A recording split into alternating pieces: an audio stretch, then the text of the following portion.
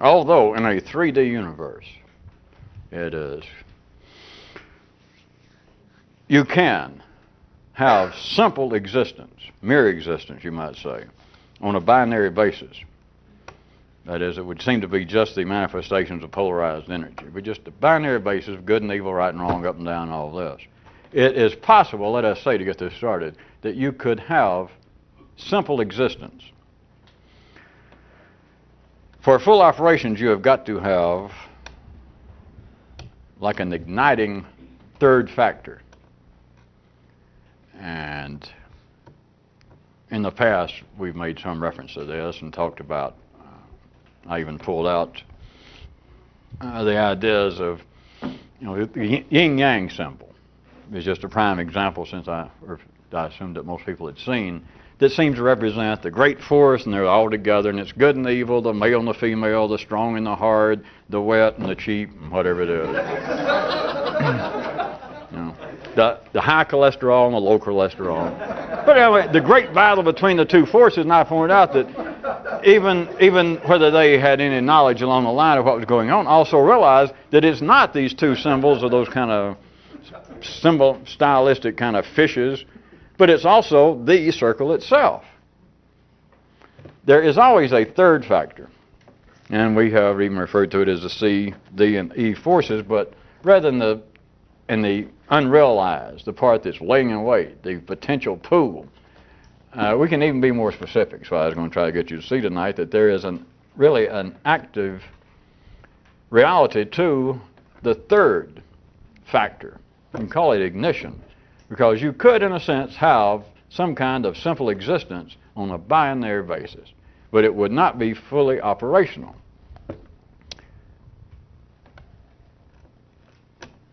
Let's consider it the great civilization machine.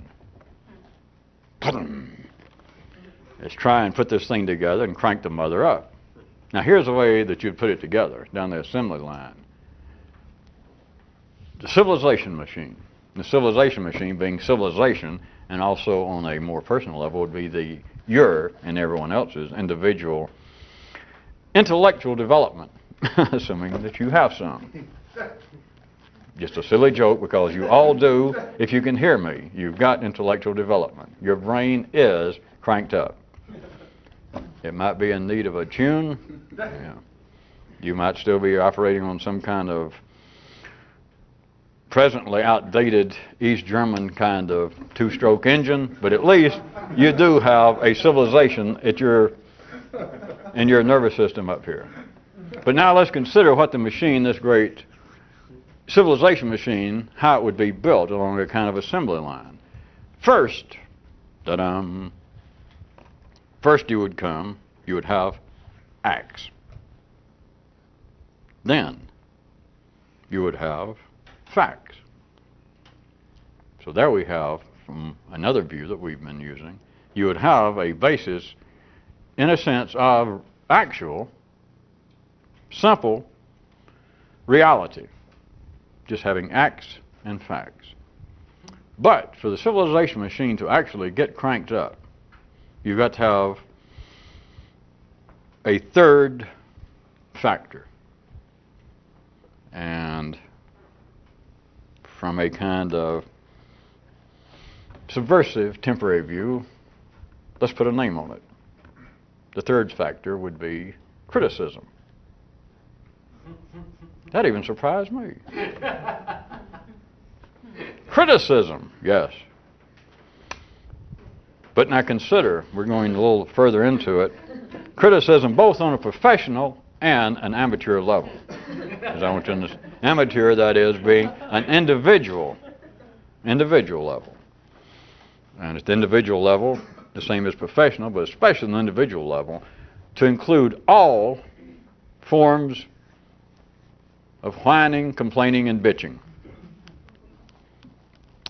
But now, since everyone's laughed, it's not funny.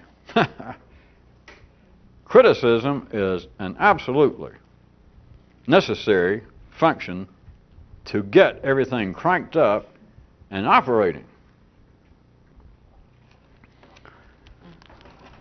It'd kind of go like this. you'd start off the big three, the initial GSR, the grunting, the slopping, and the rutting. Those of you that understand or have some background in anthropology, I don't have to stop and go through this. This is kind of the first stage. We've got the acts going. That would be the acts. But then comes the facts. We don't even have anything resembling reality as your brain knows it if we just had acts. We've already been through that enough. Or you would not have any reality any more than you would have reality to any non-speaking creature on this planet. But then, after the GSR, then must come facts. And facts would be such things as the great SAL, for instance. Speech, art, literature. Now we're in the world of facts.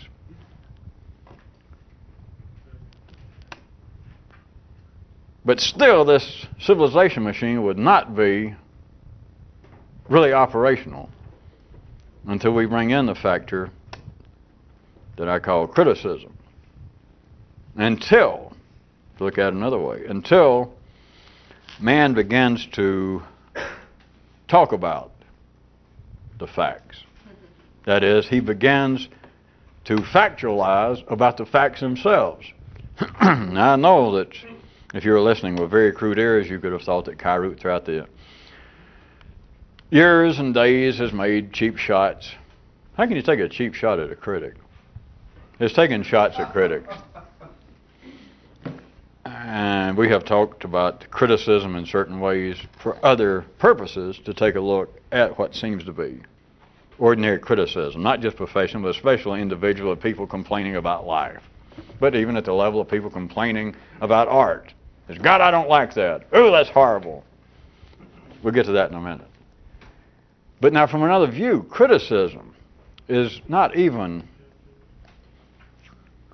it's not even suspect as to being suspect.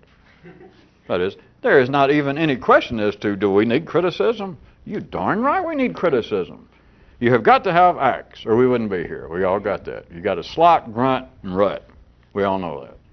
But to be civilized, for you to be civilized, for us to be civilized, then you have got to have facts. You have got to have, just start off and say human speech. That is, this thing going, then you start talking, and you've got art, music, literature, not about covers. Anything else you want to do that man talks about, that is somewhere beyond grunting, slopping, and rutting. But even that would not be enough. Even when you get into all of the arts, without any question about art, whether this thing deserves to be called art, if you're talking, that's an art. Compared to rutting and grunting and slopping, if you're talking, that's an art. You're dealing in facts. You're dealing in something that unifies man. Maybe I should move to Southern California if I'm going to keep making up words. Something that makes man singular, that takes man above the level of slopping and grunting and rutting, assuming that you need to get above that level. But if you do, if you're civilized, then you're going to deal with facts. And no matter what you're doing, that's what I want you to understand as art. I'm not meaning just that which is called classical or academic, not just art in the sense of some kind of creative activity, but if you're dealing with facts, you're dealing with some form of art. You're commenting on the world of acts. But that's not enough. Now, we could have stopped there some time ago, at least up before tonight. And you thought, well, that about covers it. No, it doesn't. If we'd stopped there, I guess we could say it covered it. To make this thing fully run, you've got to have criticism. And criticism here is not limited by any means to someone who has the professional job of being a critic of anything. What it means is, you got acts and you got facts, but then you got to have what amounts to almost another level of facts, to wherein man, which only really stands up when you get to the second stage, that is, when he starts dealing with facts. If you can't deal with facts, you have something less than a civilized man. You all know that. If we could find somebody now that was still strictly in the so-called pre-literate stage on this planet, they would not actually be human. I don't care how they looked. If they couldn't talk, they're not really human. Not in the sense we're saying now. No offense to them, and they might do real good work on your transmission or something. But they're not civilized. Maybe they could paint your house. And don't any of you people who are pre-literate write and complain that I compared you to house painters. I've met some house painters that were nearly darn decent people. Everyone on this planet would be number one. If you're alive, you've got that stage of the civilization machine individual down that you're dealing with acts. You're eating, you're alive. Breathing. But you've got to get up to the second stage, you're dealing with facts to even resemble being a human, to be called civilized, to be a human. But then, for the civilization machine to start moving, you've got to then start, as I was going to try and get you to consider, it's almost another level, like a new order of facts. It's facts applied to the facts. Not just because facts are already applied to acts. That's the first stage. But then this next one is like facts begin to apply to facts. In a sense, I know I was using thought that could analyze itself in another way a few nights ago, but it's almost then as this third stage is just a very mechanical level that facts then sort of turn and begin to critique themselves, which is part of the movement of the civilization machine. It is a kind of factualizing about the facts. All right, for instance, I think I can make it clear enough to use a good old everyday down home, pull it out of the city example. It'd be easy enough to smirk. If we were talking now about, let's take an ordinary critic, someone who is a critic by profession. For a critic, how about an art critic? You could, from a certain view, you could smirk at a kind of very one-eyed view, just ordinary view of a good critic. He might be recognized in New York Times, etc. Who could say that, for instance, he could state at a lecture in a review, or anyway, he could state, and this is not just one man, but this is a kind of a pretty widespread institutional view in the civilized world, that an art critic could say that you cannot fully enjoy a painting unless you ask yourself,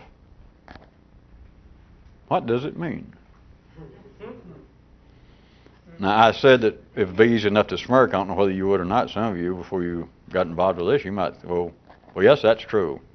Of course, some of you are more civilized and probably was good for you. But in a certain way, you understand you could smirk at that. That is, you could laugh and say, well, wait a minute, there is some way that we're going beyond the obvious. Why is it, for instance, you could ask yourself, why could not just a civilized person consider the possibility, especially abstract art, non-representational art, for somebody to say, I like it. And the critic says, this critic is here, and you're civilized, he's civilized, maybe he says, well, I work for such and such, I do this for a living. What did you like about this? You say, well, I like the way it looks. And he tried to get you, if you showed any interest in a conversation about art and painting, and he might say, well, you really like painting? He talks a few minutes. Yes, I visit galleries and I look around. I buy art books every now and then if they're on sale. And he says, well, do you know anything? Do you even recognize who this is? And you go, well, no. Do you know any artist by name? No. Rembrandt? Cecil? No, I don't know. And the guy says, well, you seem to enjoy it so much I just couldn't resist pointing out to you, you can't fully enjoy a piece of art unless you consider, what does that mean? What happened to a possibility, because we're dealing with the five senses, I hate to remind you, but we haven't reminded one another in several months now. Of course, if you're really obvious, you wouldn't even have to say, I like it. You look, and you either like the way it looks or you don't. You walk into the kitchen, you like the way it smells or not.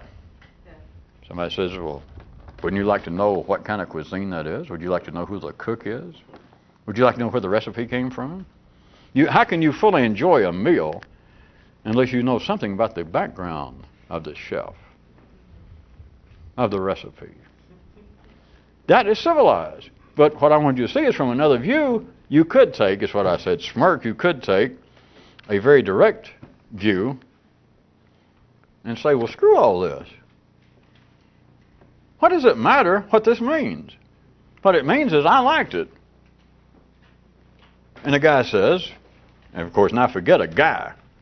Now jump into your own nervous system. We're not talking about a critic on the New York Times. We're not talking about you standing in an art gallery. We're talking about the energy running through your own nervous system,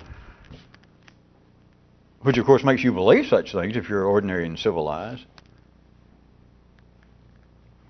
If I knew what that meant, if I knew what the artist was trying to say, according to all experts, think how much more I would enjoy that.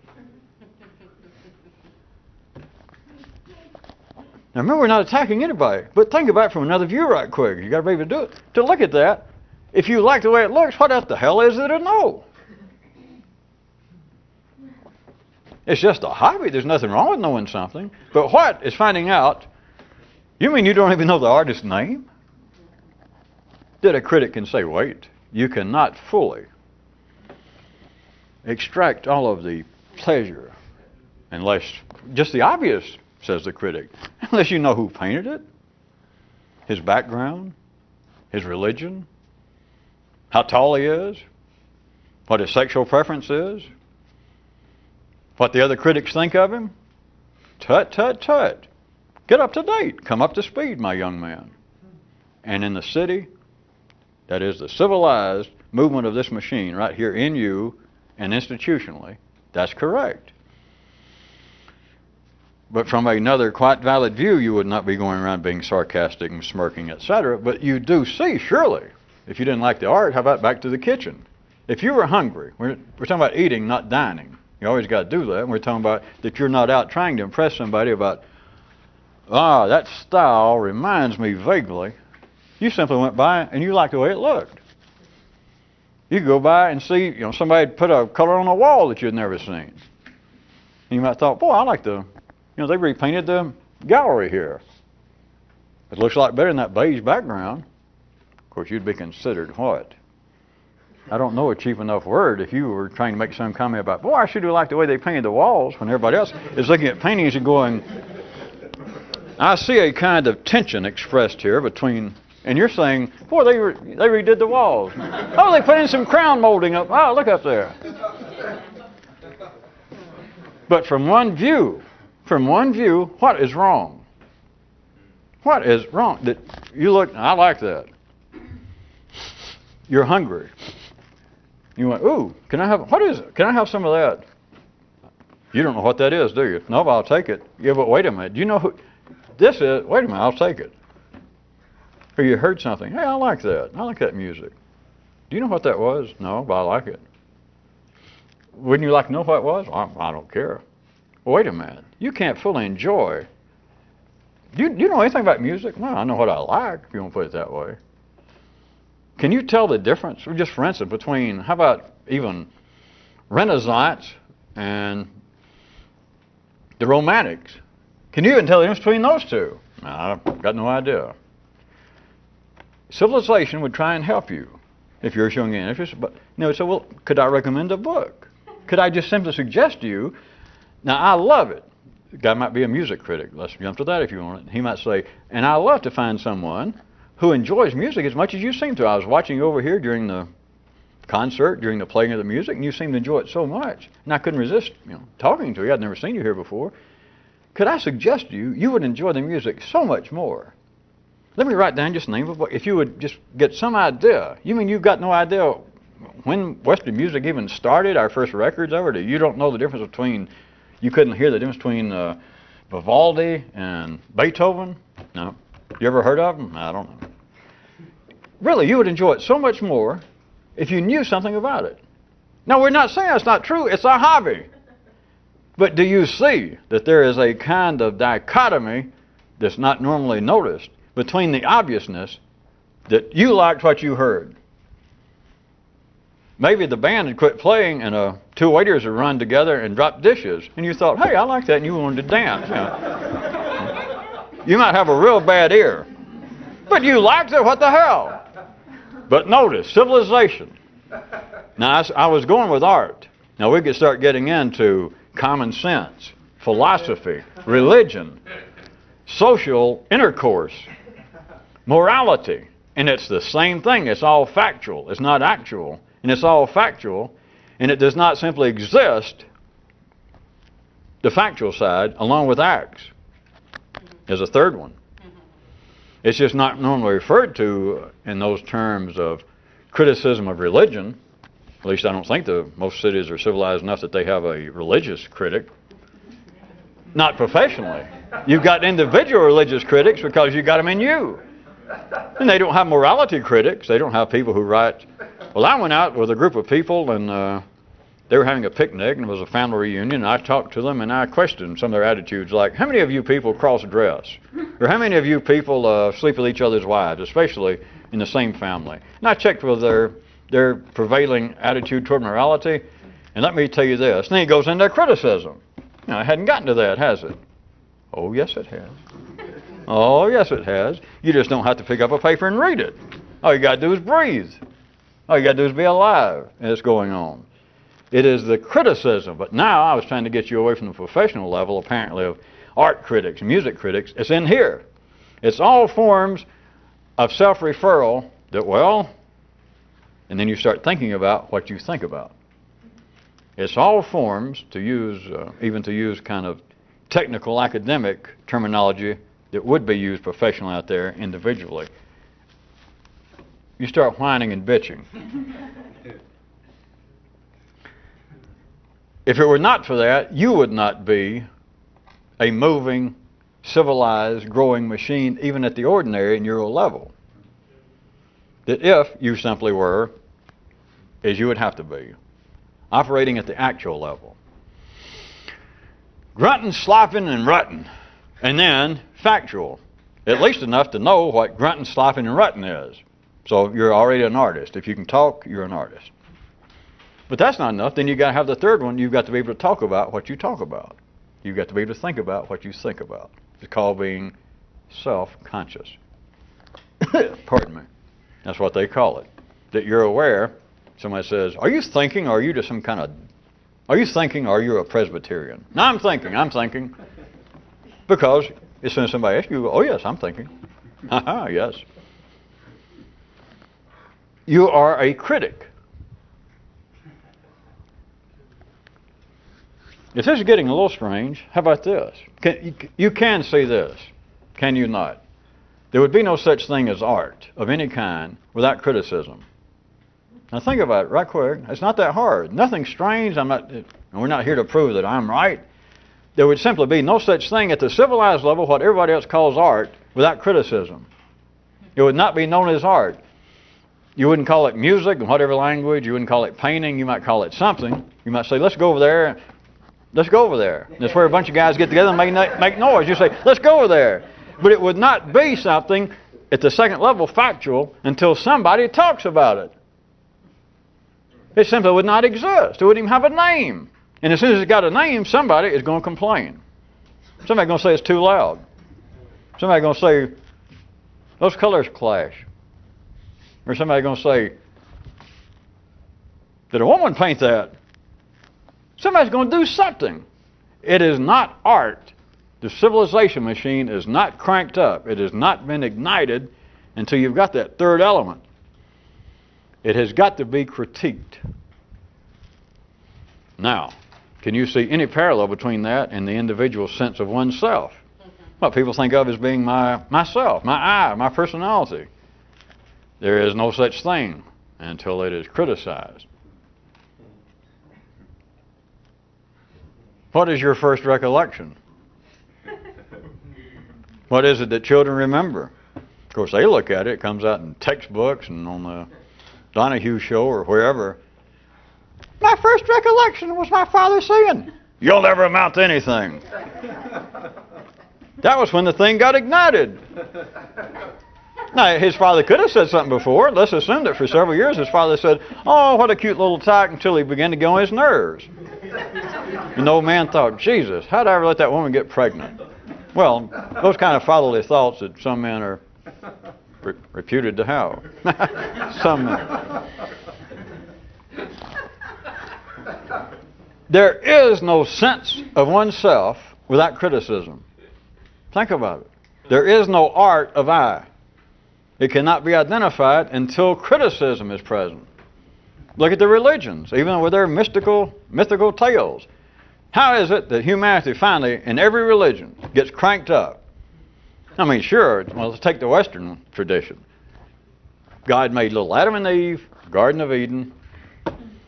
Everything, just, what could you say? It was so sweet, it was so delicious that I don't remember what's it worth. 2 or 3 lines out of the whole Bible, whole Old Testament. Things didn't get going. It was just like, well, there they were. What kind of story is that? Would that make a movie? No, we didn't even make a damn chapter. Wouldn't make a page in the book. And he did that, and he said, live it up. And now you lived it up. And he said, oh, by the way, you don't do so and so. What? 1 sentence, 2 sentences. The story didn't get going until what? They did what he said not to. And he went, what? Then it was an art. Then they existed. Up until then, they didn't even know from nothing. Trust me. That's technical talk. There would be no sense of awareness until facts can factualize about themselves. And how do facts factualize themselves? What is the common content of human thought about itself? I don't fall into the obvious thing, well, I know I complain a lot and worry a lot, but I think it's because of I had a very poor childhood. You're in the world's largest club. I mean, in case any of you are dumb enough, ill-informed enough to think, well, yes, I do have, just at the ordinary level, you're right, I personally feel a great deal of self-condemnation about what I think, a great deal of self-criticism. I mean, and there seems to be people who think, I bet Phil Donahue's not that way. That's why he has a show and I'm just a guest. I bet the Pope doesn't feel that way. I bet George Hubert Walker Bush doesn't feel that way. There is no sense of self. There is no I. You do not have the third factor until you have criticism. Not out just in art, not just in painting, but here. You're not a person. There is no sense of individuality until you played your own form of God. Did you eat that? To yourself. Which is just a form of, did you think that? Uh-oh. You are then what? Alive. And as the inscription said, you shall know the truth and what? Well, Kairoot's version, you shall know the facts. And from there on out, feel rotten about it. Of course, the Kairoot story, if you didn't notice the other little parts, for me to dissect it a little more, remember they found it while they were doing that spring sewer cleanup, beautification. They found it under the present city hall there in the city. It was a part of an older foundation. It was just a cornerstone of something or other, if you recall, that said, ye shall know the facts. And from there on out, feel rotten. But that's supposed to be, according to that story, was down underground. Things haven't improved a lot, have they? Well, yeah, we built a new city hall. Oh. Progress.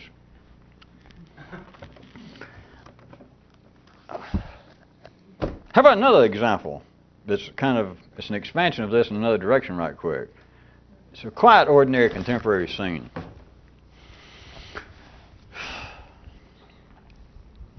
They have an interviewer and they have an expert. Let's go back to an academic expert in the field, let's say, of art. The head of the art department somewhere. Or the dean of the humanities school somewhere. And the interviewer says, they decide to talk, let's say, about painting.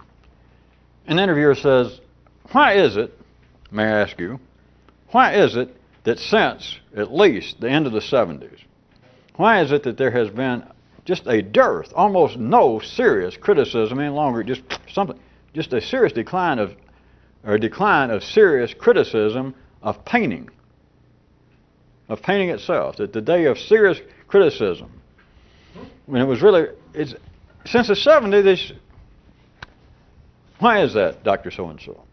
And the man says, or the woman, he says, that is a difficult question, but there's no doubt you are correct. You are correct. And here we'll leave it just for a second parenthetically, and I'll point out that then, no smart-ass stuff involved, but then for at least, if it's a 30-minute show, let's say, if it was on TV or just in real life nowadays, which is TV, then for the next 3 to perhaps 4 minutes, the expert offers examples supporting the interviewer's comment come question. Not answering it. He simply furnishes information about, that is true. Especially when we got through the 60s, produced so much art, in a sense, out in the street. Everything from performance art to actual body painting, if you recall that. And then you go, oh yes, I recall. Where people, taking off half their clothes and painting their bodies for a temporary expression of freedom and the kind of radical political, yes. And he'll go on for several examples supporting. Do you understand? The person started out the interviewer. I remind you again, forget all this stuff about interviewers and TV shows and all that crap. We're talking about what runs the human civilization machine here where you think at the ordinary level. But since that gets very viscid, then we'll pretend again that we're talking about interviewers and 2 people. Remember, the interviewer says, why is it? The interviewer makes a statement. Why? The statement is that there's been a decline of serious criticism of painting specifically. There has been an observable, a demonstrative decline. There's no longer any serious criticism of painting going on now since the 70s. Makes a statement. The expert guy is sitting there. He didn't know what they were going to talk about. Let's say he just showed up. And he goes, yes. And then the interviewer says, would you tell us why that is? He nods. I got your comment. I got the question. He says, that's a difficult question. But there is no doubt you are correct about that. And then he goes on and spends up the time, and she nods along, or he, whoever the interviewer, yes. And he gives 3 or 4 minutes, which is about all that the ordinary attention span will hold now, simply giving examples, supporting that, yes, you're correct. It's just that day is over, at least temporarily. There is no serious criticism of painting extant in the Western world right now that in any way resembles what was going on in the 70s, for instance, which is just what the interviewer said. Now think about it. Again, don't smirk. It's not an easy shot. This is the nature of the progression from the initial 3, that is from acts to facts, to then you must critique the facts. The facts must begin to factualize about themselves. The facts must begin to think about themselves for it to continue to move, because the first stage shows no sign of moving. There has been no great change from eating, sleeping, screwing, getting in out of the rain. That hadn't changed a lot, at least in the last 50 years. And chances are, by some reports, it hadn't changed a lot further back than that. But what has changed in the last 50 years, much less the last 6,000 years? The second. And how does it change? In a sense, it changes itself. That is, that there are certain ideas, or certain theories, all the way from art, painting, morality, religion, social mores, and then what happens? They become outdated. Well, you can call it anything you want to. They change. And how do they change? It's not that the acts, in any way that you can observe, it's not that the acts change them. It is as though the second stage turns on itself. And I don't mean that in a negative sense. The second stage begins, in a sense, to become father to itself, son to itself, old man to the old man to the son, every possible combination, and it does it through, in the broadest sense of the term, criticism. It is like a continual realignment of itself. And there is no objective basis. It's only civilized people, only ordinary people believe this. There is no objective basis to say, well, I don't mean this one, but if somebody's looking at a painting and says, now this is very derivative of Pollock, and I don't know when this was painted, let's see, 2 years ago. Well, this kind of, now I'm speaking now as an expert, this kind of abstract expressionism still has some kind of historic significance here because there's still painters alive who came from this generation. But this no longer speaks to modern man. I mean, I'm sorry, the man may have talent, and no offense to whoever the young painter is, but my God, the man is 30 years behind the time.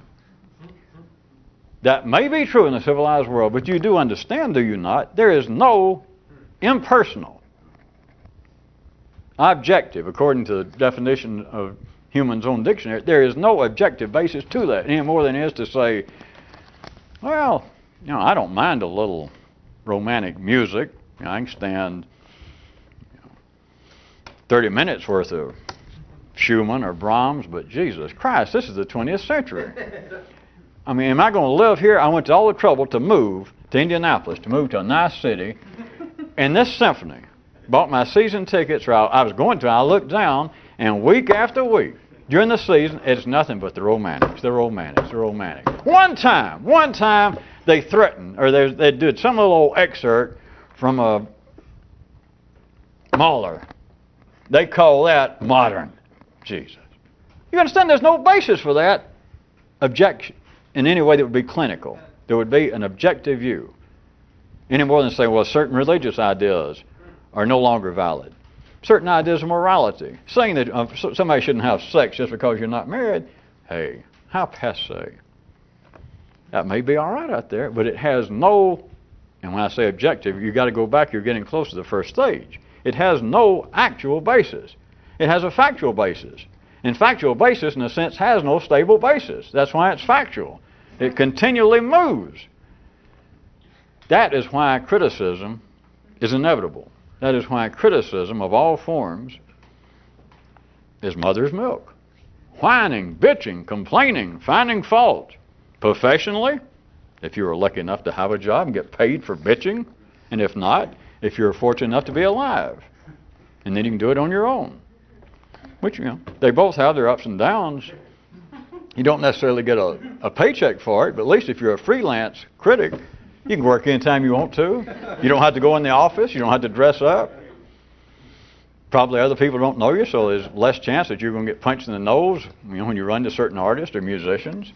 You're just in the privacy of your own skull. You think, well, the whole world's full of it. Everybody that tries to do anything, that tries to paint, write, think, talk, they're all just pretentious. They're just full of it. If I had the time, I'd show them.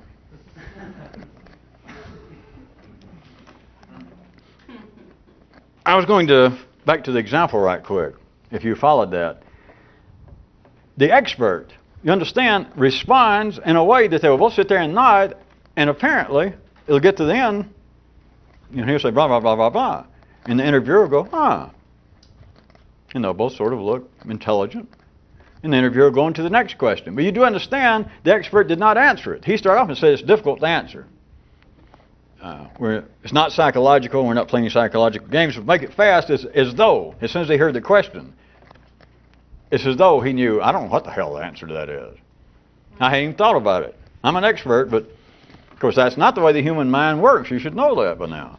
But it's as though, let's say he had no preparation. He just sat down, he's going to be interviewed. And the interviewer says, first question, there has been a demonstrative, a glaring lack of serious criticism of painting since the 70s. Would you tell us, would you enlighten us as to why? And the interviewer just treats it like we all know that. This guy could have never thought about it before, at least in those terms. But there he sits. He's not going to say, it's not the way life works. He's not going to say, that's not true. So he's going to go, yes, yes, yes, yes. And then he starts off, to use the way I did, that he goes, that is indeed a most difficult question. In a sense, he's saying, I don't know. But that's not the way life works. Not this inside the civilized machine. So he doesn't say that. He says, that is a most difficult question. And so then he goes on for 3 or 4 minutes until it's like the whole thing is run out. It's like he has played his song. 3-minute song. He's played his song, and all he does is agree with the question. Oh, yes. And gives examples about why this is true. There's no doubt about it. And that's it. And then he gets through, and they both, Think about it from another view. One more time, trying to consider this is not necessarily going on out there. It's certainly not limited to that in here. Look at the things that we could say, if you can see them, about the interviewer. That what could go on. That you could ask yourself, how is it that life is so possibly arranged? To what possible ends is things so arranged that the interviewer, that is your own intelligence, cannot see, cannot deal with what amounts to almost another order of the obviousness. Without any hostility, without any sarcasm, why is life not arranged to where, to take the example I just made up, that the interviewer, for instance, could not, a handful of little things, right, that the interviewer could not say, if not to the expert, at least to themselves. Why could they not say, well, he's not answering the question? And why is it not possible, I said in here to give you an easy way out, but why is it not that, let's say it's on a PBS, an intellectual network, and this guy is an expert, and the interviewer is an expert interviewer. And he asks the question, and the expert says, well, that's a difficult question, and then for 3 minutes he, in a sense, stalls around. And he gets through. How come life is not arranged for the interviewer? No sarcasm. Why could not the interviewer, if he was really a reporter, as reporters like to say that they try to be objective, how come tone of voice, attitude, the whole flow of energy of the interviewer turn on the expert and say, you didn't answer the question. I mean, it was 3 minutes worth of, I nodded along, but you didn't answer the question. Why is not life arranged for that to happen? Or B, why is it not arranged in such a way that the interviewer would not ask themselves, for instance, how come I can't do that? What is stopping me from simply pointing out in a cold-blooded, impartial, non-passionate manner, just point out to the person, you didn't answer the question. Why can't I do that? Or C, why is it this person's an expert? This person is at least as intelligent as I am. They're a reasonable person. How is it we're both sitting here nodding, and I got through and I took what they said? How come even the expert in some way doesn't say, how come he doesn't seem to know that he's not answering the question? How come he doesn't know that I know it? Even though I can't seem to say it, which was B. Why can't I say it? How come he's got to know they didn't answer the question, and yet he nodded. Now, of course, I went along with it. We were both here dancing. But he got through and he gave me 3 minutes worth of telling me why my observation was correct. But he didn't even try to answer the question. How come he doesn't know that? How come he can't just say, hey, I just talked for 3 minutes and you're nodding along with me, and I was nodding and about to stop, and I knew you was going to let it go. But do you realize I didn't answer the question? How come he can't do that? Or, how come I cannot? How come that is humanity? How come people cannot observe patent obviousness? Why is it impossible even when it's stated like this? And you go, oh yeah? And you can't do it. We're not talking about some kind of automatic hostile reaction as you're somewhere and somebody asks you a question that you can't answer and you say, yeah, who are you? Or what is this, a quiz show? What do I win if I answer? Not that. I'm talking about in a kind of way that would be indeed impersonal. That you were an expert. That you were responding directly to factual inquiries, to factual activity.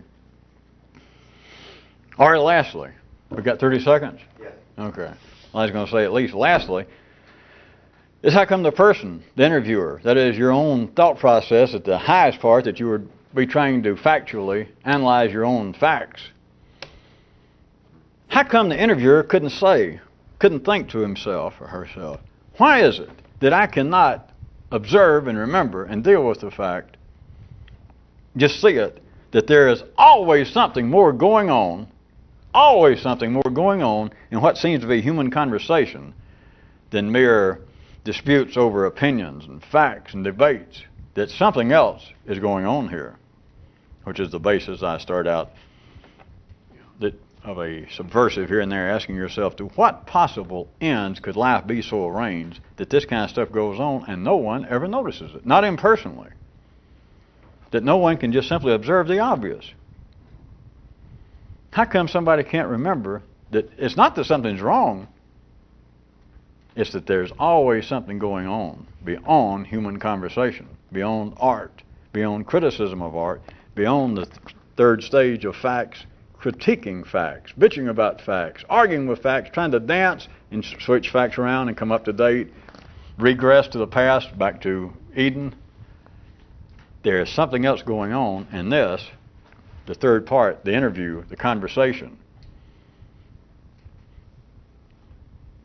Shadows. It's a poor reflection of something. There's something else going on. And how come I can't remember that? Even if I don't know what it is, how come I can't remember that it's obvious enough that this is not what's going on? This is child's play. There's something else going on here. Ciao.